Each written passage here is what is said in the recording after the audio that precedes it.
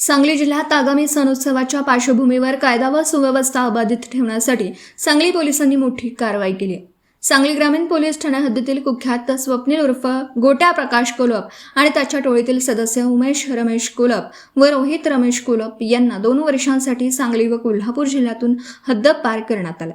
या टोळीविरुद्ध खुनाचा प्रयत्न, गंभीर दुखापत, घरफोडी, खंडणी, शासकीय कामात अडथळा तसेच अल्पवयीन मुलीचा छळ यांसारखे गंभीर गुन्हे दाखल आहेत। पोलीस अधीक्षक संदीप घुगे यांच्या आदेशानुसार महाराष्ट्र पोलीस अधिनियम 1951च्या कलम 55 अंतर्गत ही कारवाई करण्यात आली। गुन्हेगारी टोळ्यांचा बंदोबस्त करण्यासाठी आणि नागरिकांना सुरक्षित वातावरण देण्यासाठी सांगली पोलीस यापुढेही अशा कठोर कारवाया करत राहणार आहेत।